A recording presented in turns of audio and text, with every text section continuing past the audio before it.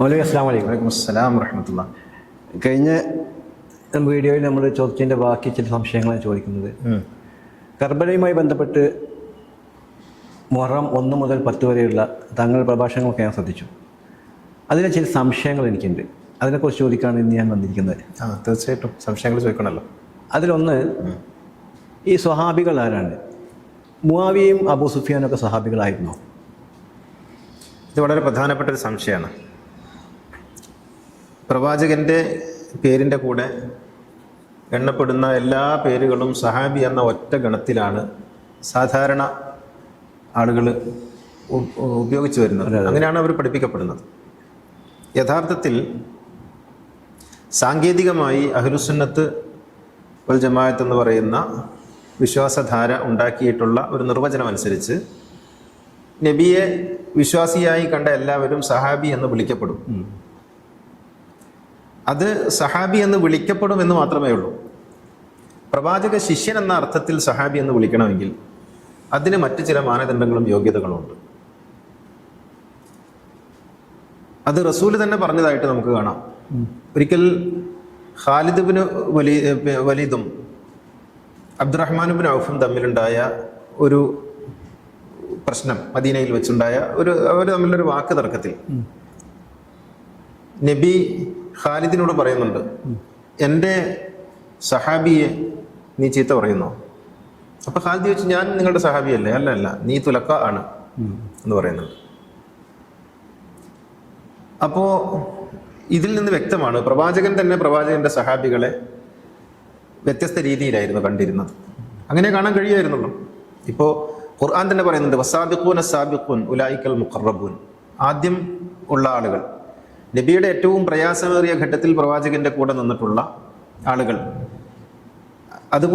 അതുപോലെയല്ല പിന്നീട് പ്രവാചകൻ വലിയ സൗകര്യങ്ങളിലൊക്കെ എത്തിയ സമയത്ത് വന്നിട്ടുള്ള, അത് ഏത് പ്രസ്ഥാനത്തിന്റെ അവസ്ഥ അങ്ങനെയാണ്. നബിയെ ആദ്യം പിന്തുണച്ച ആളുകൾ പ്രത്യേകിച്ച് ഒരു താല്പര്യമില്ലാതെ സത്യത്തോടുള്ള പ്രതിബദ്ധത കൊണ്ട് മാത്രം വന്നവരാണ്. പിന്നീട് വരുന്നവർ അങ്ങനെയല്ല. അപ്പോൾ നബിയുടെ കൂടെ ഉണ്ടായിരുന്നു എന്നുള്ള ഒരൊറ്റ കാരണത്താൽ അവരെല്ലാവരും മഹത്വമുള്ളവരാകണമെന്നില്ല. അപ്പോൾ നബിയുടെ സഹാബി എന്ന് ശിഷ്യൻ എന്ന അർത്ഥത്തിലാണ് നമ്മൾ പറയുന്നതെങ്കിൽ അത് ആദ്യകാലക്കാരായ മഹാത്മാക്കളെ കുറിച്ച് മാത്രമേ പറയാൻ പറ്റുള്ളൂ. പിന്നീട് വന്നവരൊക്കെയും പലവിധ താല്പര്യങ്ങളാലും നിർബന്ധിതാവസ്ഥയിലൊക്കെ പ്രവാചകന്റെ കൂടെ വന്ന ആളുകളുണ്ട്. അവരെയൊക്കെ എല്ലാവരെയും ഒറ്റ ഗണത്തിൽ ഉൾപ്പെടുത്തുന്നത് ശരിയല്ലെന്ന് മാത്രമല്ല, അത് ആദ്യകാലക്കാരോട് നമ്മൾ ചെയ്യുന്ന അനീതി കൂടിയാണ്. അതുപോലെ മുആവിയ വഹി എഴുത്തുകാരനാണ്, പ്രവാചകന്റെ വഹി എഴുത്തുകാരാണെന്ന് ചില പ്രഭാഷകരൊക്കെ പറയുന്നത് കേൾക്കും. അതിൻ്റെ യാഥാർത്ഥ്യം എന്താണ്? അത് വളരെ പ്രാഥമികമായിട്ട് തന്നെ ചിന്തിക്കുന്ന ആർക്കും മനസ്സിലാക്കാൻ കഴിയുന്നൊരു സംഗതിയാണ്. മുആവിയ പ്രവാചകന്റെ കൂടെ ശിഷ്യൻ എന്ന പിന്നെ ഒരു നാട്യത്തിൽ വരുന്നത് എപ്പോഴാണ്? ഹിജ്റ 8ാം വർഷം. അതായത് മക്കയിൽ നിന്ന് മദീനയിലേക്ക് പോയിട്ട് 8 വർഷം കഴിഞ്ഞ് റസൂല് മക്കയിലേക്ക് തിരിച്ചു വരുന്നുണ്ട്. ആ സമയത്താണ് മുആവിയ ഇസ്ലാം സ്വീകരിക്കുന്നത്. പ്രത്യക്ഷത്തിൽ ആ ഇസ്ലാം സ്വീകരിക്കുന്നതിന് പോലും ചില കാരണങ്ങളും നാടകങ്ങളൊക്കെ ഉണ്ട്. പ്രവാചകൻ മക്കയിലേക്ക് എത്തിയപ്പോൾ നാട് വിട്ട് ഓടിപ്പോയ കൂട്ടത്തിൽപ്പെട്ട ആളാണ് മുആവിയ. അങ്ങനെ ജിദ്ദയിലെ കടപ്പുറത്ത് വെച്ച് അദ്ദേഹത്തിന്റെ ഭാര്യ തിരികെ കൊണ്ടുവരികയാണ്. എന്നിട്ട് പറയുന്നു, മുഹമ്മദ് എല്ലാവർക്കും മാപ്പ് നൽകുന്നുണ്ട്, നിങ്ങൾക്ക് അവിടെ വന്ന് മുഹമ്മദിനോട് പറഞ്ഞാൽ മാപ്പ് നൽകും എന്ന് പറഞ്ഞിട്ട് നിർബന്ധിച്ചു കൊണ്ടുവരികയാണ്. അപ്പൊ മുആവിയ പറയുന്നുണ്ട്, മുഹമ്മദിന്റെ കീഴിൽ നിൽക്കുന്നതിനേക്കാൾ നല്ലത് നമുക്ക് എവിടെയെങ്കിലും പോയിട്ട് അടിമയായിട്ട് ജീവിക്കലാണ് എന്ന് പറഞ്ഞ് നാട് വിട്ടു പോകുന്നുണ്ട്. അങ്ങനെ മുആവിയയെ തിരികെ കൊണ്ടുവന്ന് പ്രവാചകന്റെ മുന്നിൽ ഈ ഭാര്യയാണ് പറയുന്നത്, മുആവിയ, അബൂ സുഫിയാന്റെ മകൻ മുആവിയക്ക് അങ്ങ് മാപ്പ് കൊടുക്കുമോ? നബി പറഞ്ഞ എല്ലാവർക്കും മാപ്പാണ്. അങ്ങനെയാണ് മുആവിയ തിരിച്ചു വരുന്നത്. എന്നിട്ട് പ്രത്യക്ഷത്തിൽ അദ്ദേഹം പ്രവാചകനോട് അടുപ്പം ഉള്ളതായിട്ട് ഭാവിച്ച് ജീവിക്കുന്നു. എന്നിട്ട് നബി പിന്നീട് മദീനയിലേക്ക് തിരിച്ചു പോകുന്നുണ്ട്. ഇയാൾ മക്കയിൽ തന്നെയാണുള്ളത്. പിന്നെ എങ്ങനെയാണ് എഴുത്തുകാരനായി തീരുന്നത്? ഒന്നത്. രണ്ടാമത്തത്, വിശുദ്ധ ഖുർആൻ എഴുതാൻ വേണ്ടി ഏൽപ്പിക്കാൻ മാത്രം ഉള്ള എന്ത് വിശ്വസ്തതയാണ് മുആവിയയിലുള്ളത്? നബി അത്രയും ദരിദ്രമായിരുന്ന അവസ്ഥയിലായിരുന്നു. ഇതൊന്നും വഹിയൊന്നും എഴുതി വെക്കാൻ ആളില്ലാതെ ആരെങ്കിലും കാത്തിരിക്കുന്ന അവസ്ഥയൊന്നും ആയിരുന്നില്ലല്ലോ. പ്രവാചകന്റെ കൂടെ വളരെ വിശ്വസ്തരായ, വളരെ പ്രാഗൽഭ്യമുള്ള ധാരാളം ആളുകൾ ഉണ്ടായിരിക്കെ ഇങ്ങനെ എഴുതാൻ വേണ്ടി കാത്തിരിക്കുന്ന അവസ്ഥയൊന്നും പ്രവാചകൻ ഇല്ലല്ലോ.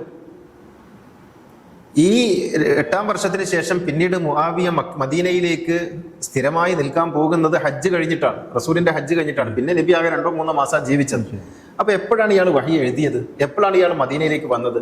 എന്തെങ്കിലും പിന്നെ ഒരു പൊട്ടത്തരം വിളിച്ചു പറഞ്ഞ്, ചരിത്രപരമായിട്ട് യാതൊരു നിലനിൽപ്പില്ലാത്ത പൊട്ടത്തരം വിളിച്ചു പറഞ്ഞ് ഇവരെയൊക്കെ മഹത്വവൽക്കരിക്കാൻ വേണ്ടിയാണ് ഈ പ്രഭാഷകരൊക്കെ പെടാപ്പാട് നടത്തിക്കൊണ്ടിരിക്കുന്നത്.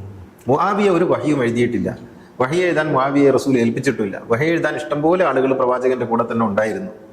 അവരെയൊക്കെ തന്നെയാണ് പ്രവാചകൻ അവസാനം വരെ ഏൽപ്പിക്കുകയും ചെയ്തിരുന്നത്. അത് അലി ഇബ്നു അബീ ത്വാലിബ് ഉണ്ട്, പിന്നെ അതുപോലെ സെയ്ദ് ഇബ്നു സാബിത്ത് ഉണ്ട്. അങ്ങനെയുള്ള സഹാബികളൊക്കെ അക്കൂട്ടത്തിൽ ധാരാളമായിട്ടുണ്ടായിരുന്നു. അതുപോലെ മുആവിയയുടെ അച്ഛൻ അബൂ സുഫിയാൻ ആദ്യകാലത്ത് പ്രവാചകനെ ദ്രോഹിച്ചിട്ടുണ്ടെന്നുള്ളത് ശരി തന്നെ. പക്ഷെ പിന്നീട് അദ്ദേഹം മുസ്ലിം ആയിട്ടില്ലേ? അതും ഈ പറഞ്ഞതുപോലെ തന്നെയാണ്. മുആവിയയുടെ പിതാവായിട്ടുള്ള അബൂ സുഫിയാൻ ഇസ്ലാം സ്വീകരിക്കുന്നു എന്ന് വന്നത് ഫത്ഹ് മക്കയുടെ സമയത്താണ്. ഹിജ്റ 8-ലാണ് നബി മക്കയിലേക്ക് പോയ സമയത്താണ്. അത് തന്നെ എങ്ങനെയാണെന്ന് ചോദിച്ചാൽ, പ്രവാചകന്റെ പിതാവിൻ്റെ സഹോദരനായ അബ്ബാസ് കൂട്ടിക്കൊണ്ടുവരുന്നു ഇയാളെ. എന്നിട്ട് നബിയുടെ മുന്നിൽ വന്നിട്ട് പറയുന്നു, ഇയാൾ നാട്ടിലെ പ്രധാനിയാണ്, അഷ്റാഫുൻ നാസാണ്, അതുകൊണ്ട് ജനങ്ങളെ പിന്നെ ഇദ്ദേഹത്തിന് അർഹമായ പരിഗണന നൽകണം എന്ന് ആവർത്തിച്ച് ആവശ്യപ്പെട്ടതിൻ്റെ അടിസ്ഥാനത്തിലാണ് പ്രവാചകൻ അബൂ സുഫിയാൻ എന്ന് ആയിക്കോട്ടെ വീട്ടിലിരിക്കാൻ പറ എന്ന് പറഞ്ഞിട്ട് പ്രവാചകൻ അയാൾക്ക് മാപ്പ് നൽകുന്നത്. പിന്നീട് അയാൾ പ്രവാചകന്റെ ശിഷ്യനായി സ്വയം പ്രഖ്യാപിച്ച് വരുന്നുണ്ട്. നമുക്ക് അതിനെ നിഷ്കളങ്കമായി അങ്ങനെ മുൻപ് ചെയ്തു പോയ പാപങ്ങളൊക്കെ അയാൾ അറിവില്ലാതെ ചെയ്തതാണ്, പിന്നീട് അദ്ദേഹം പ്രവാചകന്റെ ശിഷ്യനായിരിക്കാം എന്നൊക്കെ കരുതുന്നതിൽ യാതൊരു തെറ്റുമില്ല. പക്ഷേ പിന്നീടുള്ള പ്രവർത്തനങ്ങൾ അതിന് വിരുദ്ധമായിരുന്നു. പിന്നീട് അദ്ദേഹം ചെയ്തത് റസൂലുള്ളാഹിന്റെ വഫാത്തിന് ശേഷം സമൂഹത്തിൽ ഭിന്നിപ്പുണ്ടാക്കാൻ ശ്രമിക്കുന്നു, അലീനെയും അബൂബക്കറിനെയും തെറ്റിക്കാൻ ശ്രമിക്കുന്നു. അബ്ബാസിന്റെ അടുത്ത് പോയിട്ട് നമുക്ക് സ്വന്തമായിട്ടൊരു സൈനിക ശേഖരം ഉണ്ടാക്കാമെന്ന് പറയുന്നു, അബൂബക്കറിനോട് യുദ്ധം ചെയ്യാമെന്ന് പറയുന്നു. ഇങ്ങനെ പല വിധത്തിലുള്ള കുത്തിത്തിരിപ്പുകൾ ഉണ്ടാക്കുന്നതാണ് നമ്മൾ കാണുന്നത്. അപ്പോൾ അദ്ദേഹം യഥാർത്ഥത്തിൽ പ്രവാചക ശിഷ്യത്വം സ്വീകരിച്ചിരുന്നില്ല, മറിച്ച് ഗത്യന്തരമില്ലാതെ അങ്ങനെ അഭിനയിക്കുകയായിരുന്നു. പിന്നീട് ഇസ്ലാമിക സമൂഹത്തിൽ ഉണ്ടാക്കിയിട്ടുള്ള എല്ലാ പ്രശ്നങ്ങളും ഈ അബൂ സുഫിയാൻ ഉണ്ടാക്കിയതാണെന്ന് കാണാൻ കഴിയും. അബൂ സുഫിയാൻ, അതിനെ തുടർന്ന് മുആവിയ, പിന്നെ അയാളുടെ മക്കളും പരമ്പരയും ഒക്കെയാണ് ഉണ്ടാക്കിയിട്ടുള്ളത്. അപ്പോൾ അബൂ സുഫിയാൻ ഒരു കാലത്ത് മുസ്ലിം ആയിട്ടില്ല, മുസ്ലിമായി അഭിനയിക്കുകയായിരുന്നു എന്നാണ് നമുക്ക് മനസ്സിലാക്കാൻ കഴിയുന്നത്. ഈ വിവരങ്ങളൊക്കെ ശരിക്കും അഹ്ലു സുന്നയുടെ കിതാബിൽ തന്നെ ഉള്ളതല്ലേ? തീർച്ചയായിട്ടും. അത് താരിഖു തബ്രീലുണ്ട്, പിന്നെ അതുപോലെ ഇബ്നു കസീറിന്റെ അൽ ബിദായ വൻ നിഹായിലുണ്ട്, ഷഹർസ്ഥാനിയുടെ അൽ മിലൽ വൻ നിഹയിലുണ്ട്, ധാരാളം ഗ്രന്ഥങ്ങളിലുണ്ട്, സീറകളിലുണ്ട്. ഇനിയിപ്പോൾ മലയാളത്തിലാണെങ്കിൽ മൗദൂദി എഴുതിയ പുസ്തകത്തിൽ തന്നെ ഇതിന്റെ സൂചനകളൊക്കെ നമുക്ക് വായിക്കാൻ കഴിയും. യുവത ഇറക്കിയ പുസ്തകത്തിലുണ്ട്. ഇതൊക്കെ ഇത് മാറ്റിവെക്കാൻ കഴിയില്ല. ചരിത്രം എഴുതുന്ന, സത്യസന്ധമായി എഴുതുന്ന ആർക്കും ഈ വക കാര്യങ്ങളൊന്നും ഒഴിവാക്കാൻ കഴിയില്ല. പിന്നെ അതിനെ മൈൽഡ് ചെയ്ത് അതിനെ വെള്ളപൂശി എന്തെങ്കിലും ഒക്കെ ആക്കാനല്ലാതെ സംഗതി ഇതൊക്കെ വസ്തുതകളായിട്ട് തന്നെ ഇരിക്കുന്നു അഹ്ലുസുന്നത്തിന്റെ കിതാബുകളിൽ തന്നെ. അതുപോലെ യഥാർത്ഥത്തിൽ ഇത് അമവികളും നബി കുടുംബവും തമ്മിലുള്ള ഒരു പ്രശ്നമായിട്ട് വിലയിരുത്താൻ പറ്റും?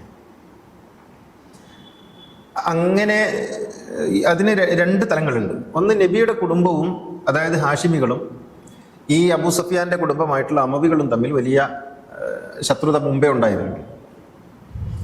ആ ശത്രുതയുടെ കാരണത്താലാണ് നബിയെ അംഗീകരിക്കാതിരുന്നത്. മുഹമ്മദ് എന്ന വ്യക്തിയെക്കുറിച്ച് അവർക്ക് ആർക്കും അഭിപ്രായ വ്യത്യാസമില്ല. അദ്ദേഹം സത്യസന്ധനാണ്, അല്ലമീനാണ്, ഒരു പ്രശ്നത്തിനും പോകാത്തയാളാണ്, ഇതുവരെ ഒരു ബ്ലാക്ക് റെക്കോർഡും ഇല്ല, എല്ലാം ഓക്കെയാണ്. പക്ഷെ അദ്ദേഹം പിന്നെ ഹാഷിമിയാണ് എന്നുള്ളതാണ് ഇവർ അംഗീകരിക്കാതിരുന്നതിന്റെ കാരണം. അത് പക്ഷേ തുടക്കം അങ്ങനെയായിരുന്നെങ്കിലും പിന്നീട് അത് മറ്റൊരു തലത്തിലേക്ക് നീങ്ങുന്നുണ്ട്. പിന്നീട് അബൂ സുഫിയാന്റെയും കുടുംബത്തിന്റെയും താല്പര്യങ്ങൾ മുഹമ്മദ് നബിയുടെ സന്ദേശങ്ങൾ വിരുദ്ധമായി വരുന്നുണ്ട്. ഒന്ന്, അടിമകളും ഉടമകളും എന്ന വേർതിരിവില്ല, മനുഷ്യരൊന്നാണ്. ഈ ഒരു സന്ദേശം ഒരിക്കലും അബൂ സുഫിയാന് സ്വീകരിക്കാൻ കഴിഞ്ഞില്ല. അതിൻ്റെ ഒരു ഉദാഹരണം, അബൂ സുഫിയാൻ പ്രവാചക ശിഷ്യനായി എന്നൊക്കെ പറഞ്ഞ് പിന്നീട് മുസ്ലിം സമൂഹത്തിന്റെ ഇടയിൽ തന്നെ ജീവിച്ച് റസൂലുള്ളാഹിന്റെ വഫാത്തിന് ശേഷം അബൂബക്കർ സിദ്ദീഖിന്റെയും മരണത്തിന് ശേഷം ഒരിക്കൽ അബൂ സുഫിയാൻ ഉമറിനെ കാണാൻ പോകുന്നുണ്ട്. മൂപ്പർ ഇടയ്ക്കിടയ്ക്ക് ഉമറിനെ കാണാൻ വേണ്ടി പോകും, ഉമർ ഖലീഫയായ സമയത്ത്. അപ്പോൾ ഉമർ ബിലാലിനോട് സംസാരിച്ചുകൊണ്ടിരിക്കുകയാണ്. അബൂ സുഫിയാനോട് പുറത്ത് നിൽക്കാൻ വേണ്ടി പറഞ്ഞു. ആരോ വന്ന് പറഞ്ഞു അബൂ സുഫിയാൻ കാണാതെ അയാളുടെ അവിടെ നിൽക്കാൻ പറഞ്ഞു. അങ്ങനെ ബിലാലിനോട് സംസാരിച്ചുകൊണ്ടിരുന്നു. കുറേ സമയം കഴിഞ്ഞിട്ട് സംസാരം തീരുന്നില്ല. അപ്പോഴും അബൂ സുഫിയാൻ തല ഉള്ളിലേക്ക് ഇട്ടിട്ട് ഞാനിവിടെ ഉണ്ടെന്ന് പറഞ്ഞു, അവിടെ ഇരിക്കാൻ പറഞ്ഞു. ഞാൻ ബിലാലിനോട് സംസാരിക്കാം. അപ്പോൾ അബൂ സുഫിയാൻ പറഞ്ഞൊരു വാക്കുണ്ട്, കറുത്ത പട്ടികൾക്ക് വേണ്ടി എന്നെപ്പോലുള്ളവരുടെ സമയം നഷ്ടപ്പെടുത്താൻ പറ്റില്ല. അപ്പോൾ ഇയാൾക്ക് എവിടെയാണ് പിന്നെ അദ്ദേഹത്തിന്റെ മനസ്സുള്ളത്? കറുത്ത പട്ടി, അങ്ങനെ തന്നെയാണ് പറഞ്ഞത്, കറുത്ത പട്ടികൾക്ക് വേണ്ടി. അപ്പൊ ബിലാലിനെ പോലുള്ള ആളുകളെ അംഗീകരിക്കാൻ, കറുത്ത വർഗമാണ്, അടിമവംശത്തിൽപ്പെട്ട ആളാണ് എന്നുള്ളത് കൊണ്ട് അംഗീകരിക്കാൻ ഒരിക്കലും അബൂ സുഫിയാന്റെ മനസ്സ്, അബൂ സുഫിയാനെ പോലുള്ളവരുടെ മനസ്സ് സജ്ജമായിരുന്നില്ല. അപ്പോൾ ഇവരുടെ താല്പര്യങ്ങൾക്ക് വിരുദ്ധമായിട്ടാണ് മുഹമ്മദ് നബി സംസാരിക്കുന്നത്. അടിമയും ഉടമയും ഇല്ല, വ്യത്യസ്തതകളില്ല, താഴെയും മേലെയും ഇല്ല, എല്ലാ മനുഷ്യരും ഒരുപോലെ. ഇത് പറയുന്നതോടുകൂടി ഇവരുടെ താല്പര്യങ്ങൾ പൊളിഞ്ഞു പോവുകയാണ്. അവിടെയാണ് പിന്നീടുണ്ടാകുന്ന ഏറ്റുമുട്ടൽ. ആ പഴയ ഗോത്ര വൈരങ്ങളൊക്കെ അപ്പുറത്ത് ഇവരുടെ താല്പര്യങ്ങൾ നടപ്പിലാകുന്നില്ല എന്ന ഒരു തലമാണ് വരുന്നത്.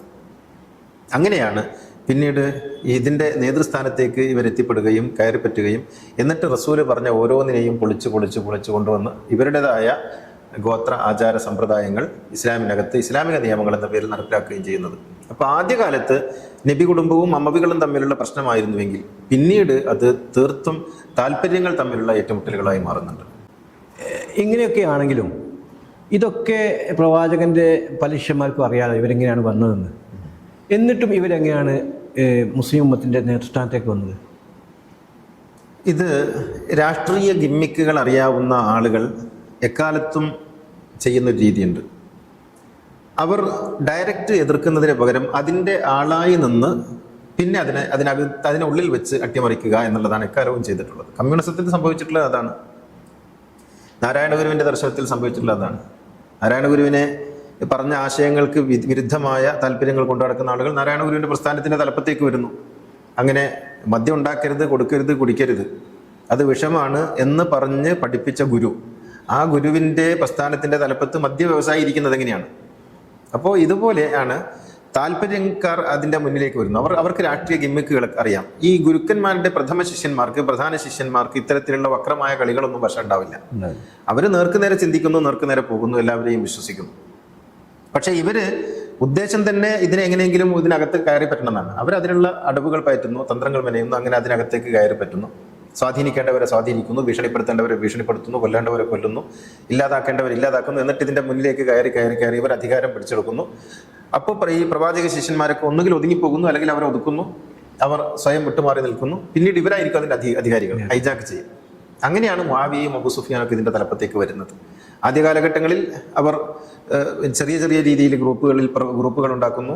പിന്നീട് അവർ രംഗത്തേക്ക് കടന്നു വരുന്നു, കീ പോസ്റ്റുകളിലേക്ക് വരുന്നു, അധികാരം പിടിച്ചെടുക്കുന്നു. പിന്നെ അത് അവർ ഉപയോഗപ്പെടുത്തി മറ്റുള്ളവരെ അരികുവൽക്കരിക്കുകയോ നാടുകടത്തുകയൊക്കെ ചെയ്തു. എത്രയോ പ്രവാചക ശിഷ്യന്മാരെ കൊന്നൊടുക്കുകയും നാടുകടക്കുകയൊക്കെ ചെയ്തത് ഈ മുആവിയയും കൂട്ടരുമാണല്ലോ. അപ്പോൾ രാഷ്ട്രീയ ഗിമ്മിക്കുകൾ ആണ് ഇതിനൊക്കെ അവർ പ്രയോഗിച്ചിട്ടുള്ളത്. പ്രവാചകന്റെ ശിഷ്യന്മാർക്ക് നേർക്കുനേരമുള്ളവരായിരുന്നു. ഇപ്പോൾ ബിലാലിനെ പോലുള്ള ആളുകൾ, അവർ ഇതിലൊന്നും നിന്നില്ല. പ്രവാചകന്റെ കുടുംബം ഈ കളികൾക്കൊന്നും നിന്നില്ല. അപ്പോൾ അത് അവരുടെ ദൗർബല്യം ആണെന്ന് കണ്ട് അവരെ അരികുവൽക്കരിച്ചു. ഇവർ മുന്നോട്ട് വന്നു, ഇതിൻ്റെ മേധാവികളായി തീർന്നു. അങ്ങനെയാണ് എക്കാലത്തും സംഭവിക്കുന്നത്. നബിയുടെ കാര്യത്തിൽ സംഭവിച്ചത് അത് തന്നെ. ഓക്കെ മൗലവി, അപ്പോൾ ഒരുപാട് സംശയങ്ങൾ മാറി കിട്ടി.